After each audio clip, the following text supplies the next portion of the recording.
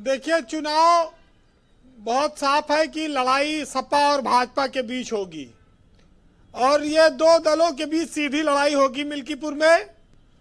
और सीट एक है, लेकिन पूरे प्रदेश में इसको जीतकर एक संदेश देना है और देश में भी देना है जी।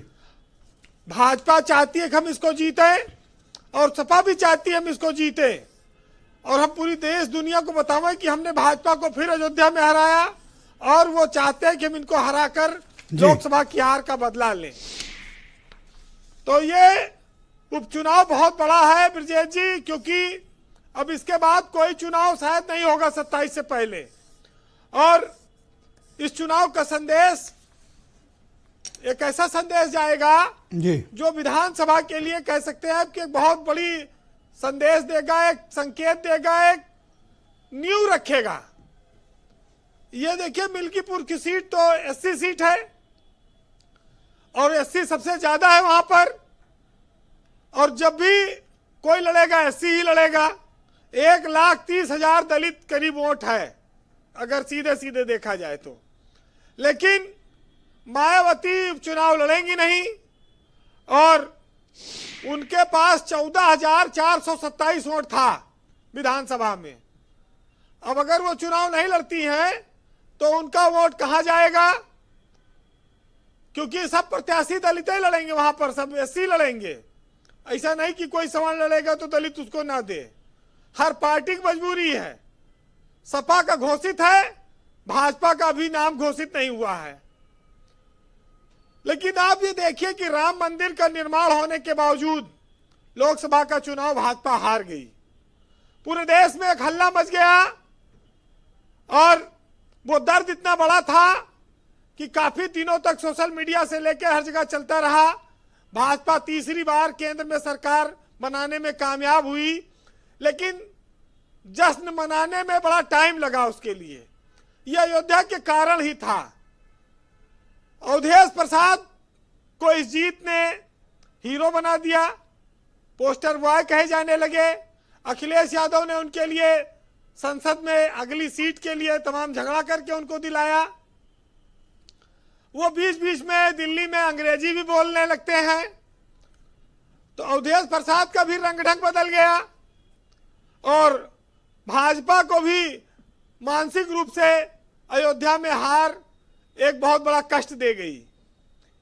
तो अब ये जो चुनाव है मिल्कीपुर का, भाजपा ये साबित करना चाहती है कि अयोध्या की जीत एक्सीडेंटल थी। सपा को वो हराकर यहां पर पूरी कोशिश करेगी कि ये साबित कराए। हालांकि प्रत्याशी तय नहीं हुआ है, लेकिन जिस तरह से अभी इंद्रभूषण जी ने भी कहा, हेमंत जी ने भी कहा, सपा के लिए सबसे ज्यादा नुकसानदायक यही बात जाती है जी। कि कटेहरी की तरह वाली जो गलती है वो मिल्कीपुर में हो रही है। तो बस इतना ही नुकसान है। इसके अलावा तो जी वीरेंद्र जी, अवधेश प्रसाद की पत्नी का नाम है सोना देवी।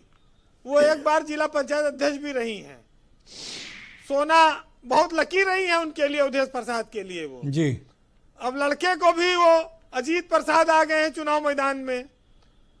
देखिए, करीब 55,000 यादव है मिल्कीपुर में और 30,000 मुसलमान और ठीक कह रहे हैं। 60,000 ब्राह्मण है लगभग, और कोरी और तो छोटी जातियां मिलाकर ये सब भी करीब 60,000 के लगभग ही हैं। ठीक कह रहे हैं तो जी। सवर्णों का वोट तो बड़ा निर्णायक होगा, इसमें कोई शक नहीं है। लेकिन इस व्यवस्था में एक चीज देखना होगा कि उपचुनाव में कोई टकराता नहीं सरकार से। समाजवादी पार्टी के लिए भी, अखिलेश यादव की पार्टी के लिए भी, इसीलिए उन्होंने कहा कि अंतर्राष्ट्रीय मीडिया आवे यहां पर कवरेज करने के लिए। वो जानते हैं कि संसाधनों के मामले में सरकार मजबूत रहेगी, भाजपा मजबूत रहेगी। तो ये जितने कोटेदार प्रधान हारे जीते जिला पंचायत, ये सब तो जो है स्वाभाविक है कि ये भाजपा का विरोध नहीं कर पाएंगे खुलकर। तो इनके सामने एक मुसीबत है और इतने विधायक मंत्री लग जाएंगे। अच्छा, रामचंद्र यादव देखिए रुदौली से विधायक है, वो पहले मिल्कीपुर से थे, वो भी भाजपा के ही विधायक हैं। मिल्कीपुर से वो चुनाव जीते हैं 2 बार। तो उनका भी अपना एक वोट बैंक है। अब उसमें वो कितना वोट ला पाएंगे अलग बात है जी। लेकिन कहते हैं ना कि